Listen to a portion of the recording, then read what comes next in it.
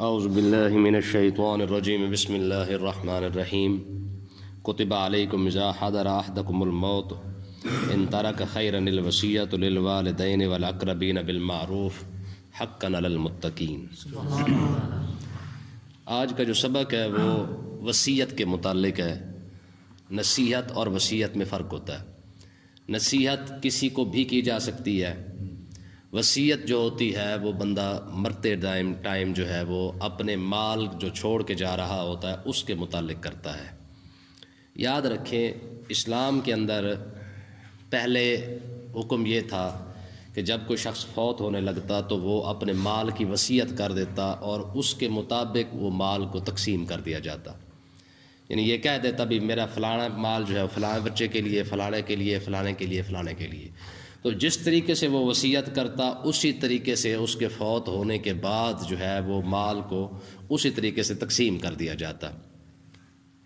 تو پھر اللہ تبارک و تعالی نے جو مال بنتا ہے کسی کا بھی، اس کے جو حصے جس کے جتنے بنتے ہیں وہ اللہ تبارک و تعالی نے خود ہی مقرر فرما دیے۔ ٹھیک ہے، اب کوئی شخص جو ہے وہ یوں سمجھ لے کہ اپنی طرف سے وصیت نہیں کر سکتا، یہ نہیں کہہ سکتا کہ میرے فلانے بیٹے کو اتنا دے دینا اور فلانے کو اتنا دے دینا، کیونکہ آج کل تو یہ بات بھی عام چل رہی ہے۔ تو دور جاہلیت کے اندر بھی یہ مسئلہ تھا، بلکہ اسلام کے شروع کے اندر بھی یہ مسئلہ تھا، جیسے وصیت کی جاتی ویسے مال کو تقسیم کر دیا جاتا، لیکن پھر اللہ تبارک و تعالیٰ نے حصے جو ہے وہ خود ہی مقرر فرما دیے ہیں۔ بیٹے کا کتنا ہے، بیٹی کا کتنا ہے، بیوی کا کتنا بنتا ہے، ماں باپ زندہ ہے تو اس کا کتنا بنتا ہے، بہنیں ہیں تو ان کا کتنا بنتا ہے۔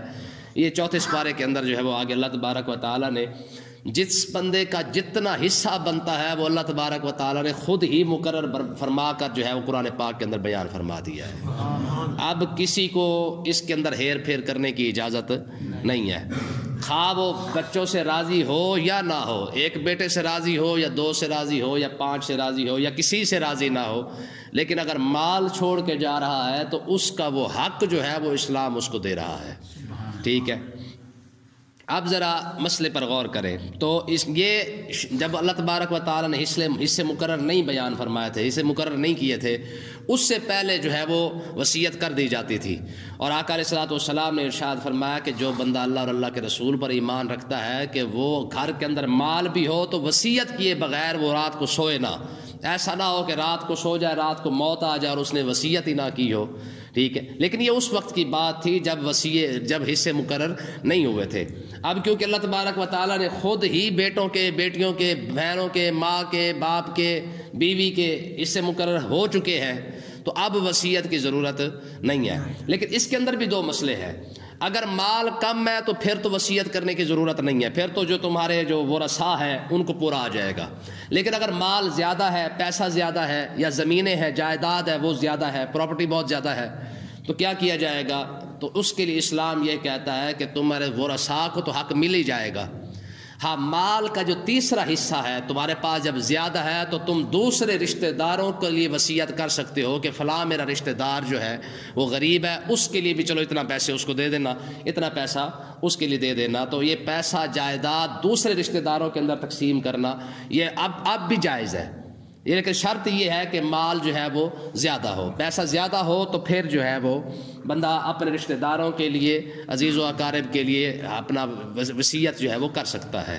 دیکھیں جناب، اللہ تبارک و تعالیٰ نے ارشاد فرمایا وَمَا كُتِبَ عَلَيْكُمْ إِذَا حَضَرَ أَحَدَكُمُ الْمَوْتُ، وما تم پر فرض کر دیا گیا ہے، اذا حضر احدکم الموت، جب تم میں سے کسی ایک پر موت آئے، یعنی موت کا ٹائم آ جائے، ان تارک خیرا، اگر وہ کچھ مال چھوڑ کے جائے، للوصیۃ للوالدین والاقربین بالمعروف، کہ وہ وصیت کر جائے اپنے والدین کے لیے، اپنے رشتہ داروں کے لیے، بالمعروف، اچھے طریقے سے۔ ٹھیک ہے، تو اللہ تبارک و تعالیٰ نے ارشاد فرمایا کہ تم پر یہ وصیت کرنا فرض کر دیا گیا ہے۔ اب یہ حکم منسوخ ہو چکا ہے، اب یہ حکم منسوخ ہو چکا ہے وصیت کرنے کا۔ ہاں، کیونکہ اب جو ہے وہ اللہ تبارک و تعالیٰ نے چوتھے پارے کے اندر جو ہے وہ اس کے جس کا جو حصہ بنتا تھا وہ کر دیا گیا ہے، لیکن کیونکہ حکم منسوخ ہو چکا ہے، آیات منسوخ نہیں ہوئی ہے۔ آیت کا جو ہے وہ اب کیونکہ وصیت کرنا جائز تو ہے، پہلے واجب تھا حقاً علی المتقین، یہ پرہیزگاروں پر واجب تھا. یعنی پہلے وصیت کرنا یہ فرض تھا، واجب تھا، اب واجب تو نہیں رہا کیونکہ حصے مقرر ہو چکے ہیں. ہاں اب جائز ضرور ہے، اب بھی اگر کوئی شخص اپنی وصیت کر کے جانا چاہتا ہے تو یہ کر سکتا ہے، اس کے لیے کوئی مسئلہ نہیں ہے. لیکن مال کتنا ہونا چاہیے؟ زیادہ بھی ہو تو اس مال میں تیسرا حصہ نکال کے اس تیسرے حصے کی وصیت بندہ کر سکتا ہے. آگے دیکھیں جی، فَمَن بَدَّلَهُ بَعْدَ مَا سَمِعَهُ، فرمایا جو شخص وصیت کو سننے کے بعد اس کو بدل دے، ٹھیک ہے، فَإِنَّمَا اسْمُهُ، اس کا گناہ جو ہے وہ اسی پر ہے، عَلَى الَّذِينَ يُبَدِّلُونَهُ، جنہوں نے وصیت کو بدلا ہے. آج بھی اس طریقے سے ہوتا ہے کہ جب جو پیسے والے بندہ جب مر جاتا تو اس کے انگوٹھے جناب غلط لگو کے اپنے کھاتے میں لگوا لی جاتی ہے. تو یاد رکھیں ہمارے ہاں دو بہت بڑے مسئلے ہیں، ایک زمین کا مسئلہ ہے، دوسرا بینک بیلنس کا مسئلہ ہے. یعنی ہمارے جو بینکوں کے اندر جو پیسے پڑے ہوئے ہیں، اور دوسرا زمین کے اندر. عموماً کیا ہوتا ہے کہ مرنے والے کے انگوٹھے لگوا لیے جاتے ہیں، یہ تو عام طور پہ آج کل چل رہا ہے، ٹھیک ہے. جس بندے کی آخری وقت آتا ہے اس کے انگوٹھے لگوا کر ساری زمین کو، جائیداد کو اپنے نام کر لیا جاتا ہے. تو یاد رکھیں کہ جس شخص نے وصیت کی تھی اگر تو اس کی وصیت کو تبدیل کیا گیا تو اب سارا گناہ تبدیل کرنے والے پر ہے.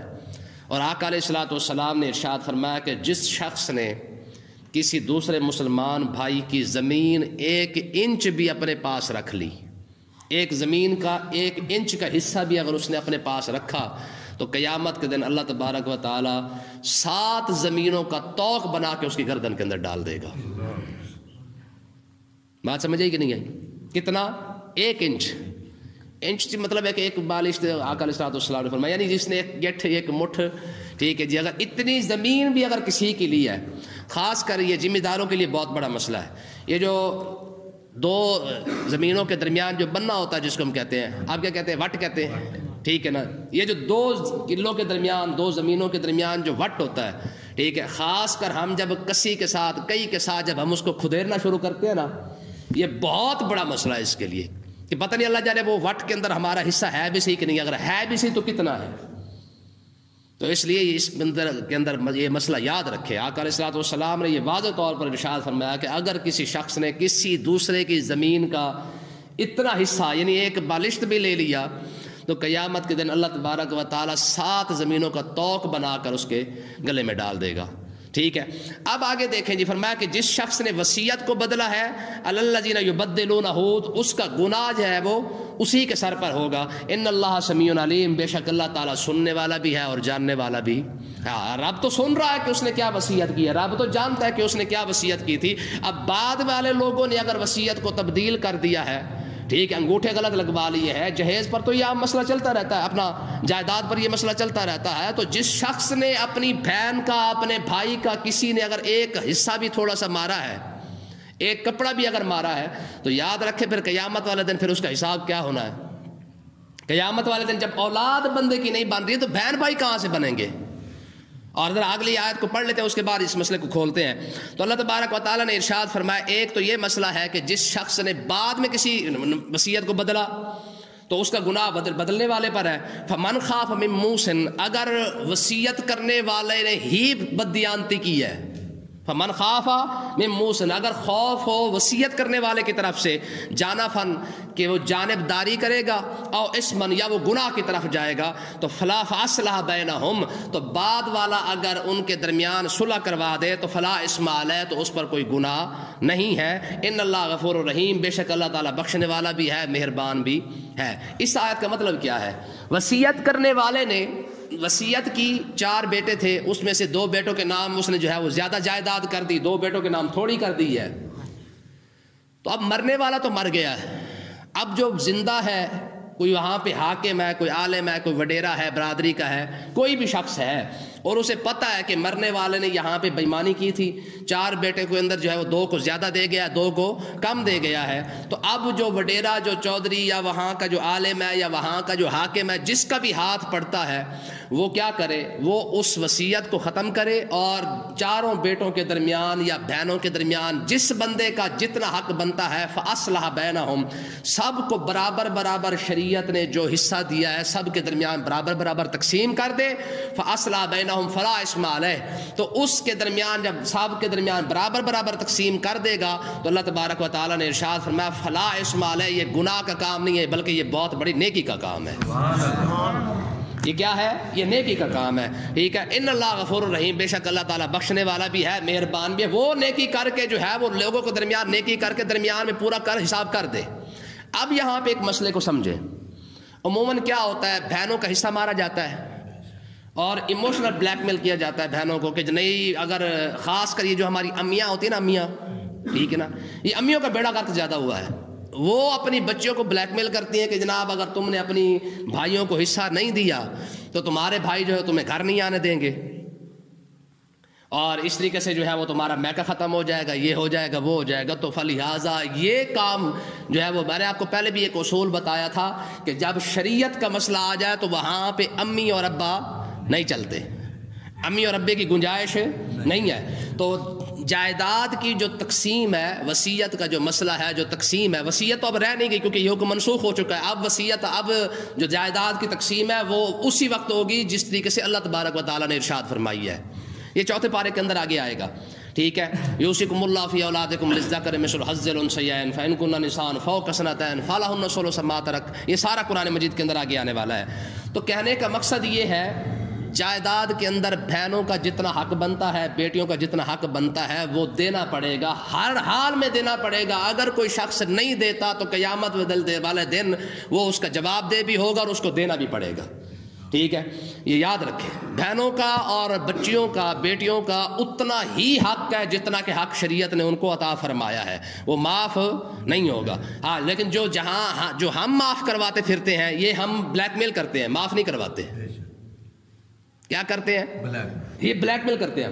ہمیں پتہ ہے کہ ہماری بہنوں کو، ان کو بھی بہنوں کو بھی پتہ ہوتا ہے کہ بھئی اگر ہم نے نہ چھوڑا تو ہمارے بھائیوں نے تو سیدھے منہ سے ہمارے ساتھ بات ہی نہیں کرنی ہے، ایسا ہوتا کہ نہیں ہوتا، ٹھیک ہے۔ اور بچیوں کو ہم جو جہیز دے رہے ہیں، ذرا یہ مسئلے کو بھی یاد رکھیں، جہیز آپ کا جائیداد میں بنتا نہیں ہے، جہیز کا تعلق ہی نہیں ہے آپ کی جائیداد کے ساتھ، ٹھیک ہے۔ آپ جہیز نہ دیں، آقا علیہ الصلوۃ والسلام کی 4 شہزادے، حضور نے تو کسی کو بھی جہیز نہیں دیا، سمجھ آئی کہ نہیں آئی ہے؟ 4 شہزادیوں میں سے کسی کو جہیز آقا علیہ السلام نے نہیں دیا، بالکل نہیں دیا۔ ہاں، مولا علی رضی اللہ تعالیٰ عنہ کے گھر میں جو کچھ آقا علیہ السلام نے بھجوایا، یہ بھی غلط فہمی کو ذرا دور کر لیں کہ آقا علیہ الصلوۃ والسلام نے مولا علی رضی اللہ تعالیٰ عنہ کو، جب شہزادی سیدہ فاطمہ الزہرا کا شادی ہوئی تھی نا مولا علی کے ساتھ، تو آقا علیہ الصلوۃ والسلام نے چکی بھی دی تھی اور ایک بسترا بھی دیا تھا اور 2-4 چیزیں اور بھی دی تھیں۔ تو کچھ لوگ سمجھتے ہیں کہ شاید یہ جہیز ہے، حالانکہ یہ جہیز نہیں ہے۔ اس کی وجہ میں آپ کو بتا دوں کہ آقا علیہ الصلوۃ والسلام نے حضرت عثمان غنی کو 2 شہزادیاں عطا فرمائی ہیں لیکن جہیز نہیں دیا، ٹھیک ہے۔ اور دوسری شہزادی، جو بڑی شہزادی حضرت سیدہ زینب ہے، ان کا نکاح عمرو بن عاص کے ساتھ میرے خیال ہوا تھا۔ تو چوتھی شہزادی کیونکہ سیدہ فاطمہ الزہرا ہے، ان کا نکاح جب مولا علی کے ساتھ ہوا ہے اور آقا علیہ الصلوۃ والسلام نے یہ جو تھوڑا سا سامان دیا ہے، اس سامان دینے کی وجہ یہ تھی کہ مولا علی رضی اللہ تعالیٰ عنہ کی پرورش اور تربیت کرنے والے بھی خود حضور ہی تھے، ٹھیک ہے نا۔ یعنی مولا علی خود آقا علیہ الصلوۃ والسلام کی کفالت کے اندر تھے، اور آقا علیہ الصلوۃ والسلام نے جو عطا فرمایا نا، وہ مولا علی کو اس لیے عطا فرمایا کہ ان کی پرورش اور ان کی تربیت بھی آقا علیہ السلام کے ذمہ تھی۔ مولا علی تو خود کنگال تھے ظاہری طور پر، ان کے پاس تو کچھ بھی نہیں تھا، تو آقا علیہ الصلوۃ والسلام نے کیونکہ مولا علی کو خود پالا ہے، کیونکہ مولا علی بھی پلے بھی انہی کے گھر میں ہے، آقا علیہ السلام کے گھر میں پلے ہیں، جب ساری تربیت، ساری پرورش کی ذمہ داری مولا علی کی آقا علیہ الصلوۃ والسلام نے اٹھا رکھی تھی، تو آقا علیہ الصلوۃ والسلام نے اسی بنیاد پر، کیونکہ مولا علی کا سارا بندوبست آقا علیہ السلام نے خود کرنا تھا، اگر مولا علی کا کہیں اور نکاح ہوتا تو پھر بھی یاد رکھیں، کیونکہ کفیل آقا علیہ الصلوۃ والسلام تھے مولا علی کے، مولا علی کو پالنے والے خود آقا علیہ الصلوۃ والسلام ہے۔ اگر مولا علی کا نکاح کسی اور جگہ پہ ہوتا تو یہ سارا انتظام پھر بھی آقا علیہ السلام کرتے، کیونکہ آقا علیہ السلام کے گھر میں تو پلے آئیے۔ تو پھر اس لیے آقا علیہ السلام نے جب خود اپنی شہزادی عطا فرمائی ہے تو اس لیے آپ نے وہ تھوڑا سا سامان بنا کے جو ہے وہ مولا علی کو دے دیا. وہ مولا علی کو دیا تھا, وہ بی بی فاطمہ الزہرا کو جہیز میں نہیں دیا. سمجھ آئی کہ نہیں آئی؟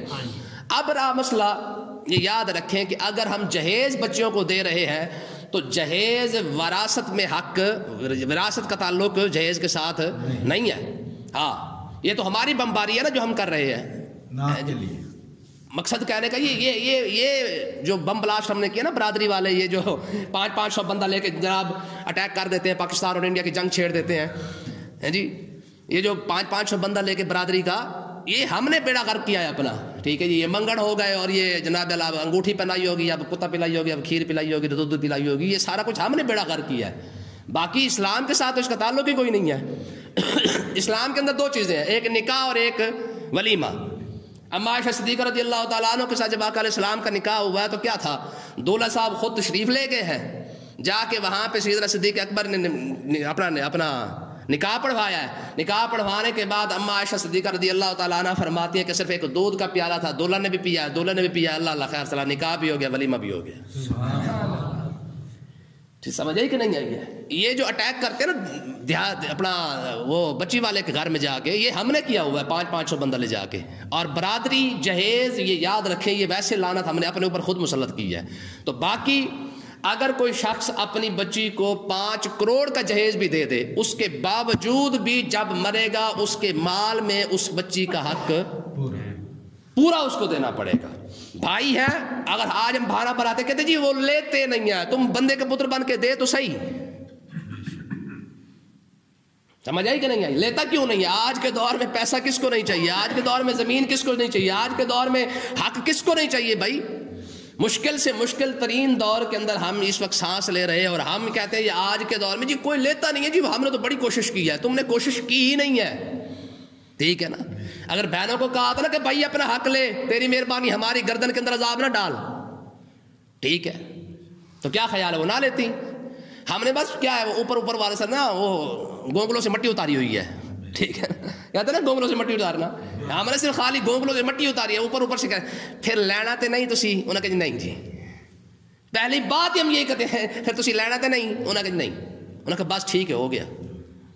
تو یاد رکھیں اس طریقے سے کرنے سے نہ ہم شرعی لحاظ سے چھوڑ سکتے ہیں, نہ ہم اخلاقی لحاظ سے چھوڑ سکتے ہیں. جو بہنوں کا حق ہے وہ بھی دینا پڑے گا, جو بچیوں کا حق ہے وہ بھی دینا پڑے گا. آج جہیز کیونکہ شریعت نے ہم پر مقرر نہیں کیا, وہ ہم دیں یا نہ دیں یہ ہماری ذمہ داری. اگر دے رہے ہیں تو خود برباد بھی ہو رہے ہیں. دیکھیں نا جی, کہاں سے ہم شروع ہوئے تھے, 2 بستروں سے شروع ہو کر آج بات کہاں تک